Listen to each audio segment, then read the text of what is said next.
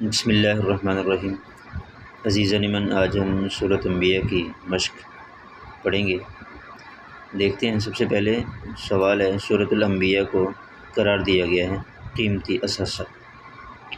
دوسرا سوال ہے، حضرت محمد رسول اللہ خاتم النبیین صلی اللہ علیہ وآلہ وصحبہ وسلم سراپا رحمت ہیں، اس کا ذکر ہے سورۃ الانبیاء۔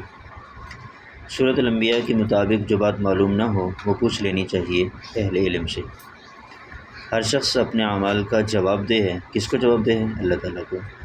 ہمیں مشکلات میں پکارنا چاہیے کسے؟ اللہ تعالیٰ کو۔ اس سے آگے ہے جی، سورۃ الانبیاء کو یہ نام کیوں دیا گیا؟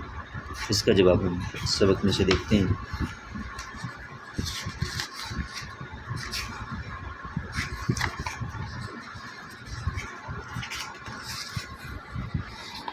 تو یہاں سے شروع ہوتا ہے اس کا جواب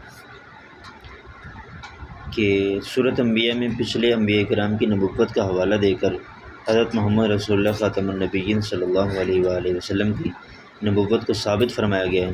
اسی مناسبت سے سورۃ کا نام سورۃ الانبیاء۔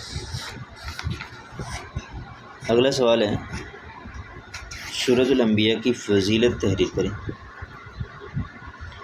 اس کا جواب ہے آگے، سورۃ الانبیاء ان صورتوں میں سے جن کے بارے میں حضرت محمد رسول اللہ خاتم النبیین صلی اللہ علیہ وسلم نے ارشاد فرمایا، یہ میرا قدیم مال اور قیمتی اثاثہ ہے۔ یہ سورت کی فضیلت ہے۔ آگے سورۃ الانبیاء کا مرکزی مضمون کیا ہے؟ تو مرکزی مضمون اس سورت کا یہ ہے کہ توحید، رسالت اور آخرت کا بیان۔ توحید، رسالت اور آخرت کا بیان۔ اس سے آگے ہیں، سورۃ الانبیاء کے علمی و عملی نکات میں سے دو تحریر کریں۔ تو یہ آپ نے آسان سے دیکھنے ہیں، یہ جو ملتے جلتے ہوں سبق میں جو آخری دو کرنی ہے۔ ہر شخص اپنے اعمال کا اللہ تعالیٰ کے سامنے جواب دے۔ یہ چونکہ معروضی میں بھی ہے اس لیے اس کو یاد کرنا آسان ہے۔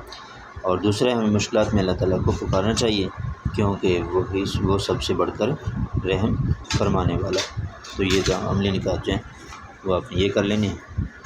اس کے بعد الفاظ میں نہیں ہے، ان تمیدہ کا میں نے وہ ہلنے نہ لگے، ناسک ہو کا من جس پر وہ چلتے ہیں، اور یسبحون کا میں نے وہ تیر رہے ہیں، رتقن کا معنی ملے ہوئے، معرضون کا معنی منہ پھیرے ہوئے، رواسی کا معنی پہاڑ ہیں، اور سقفن کا معنی چھت ہے۔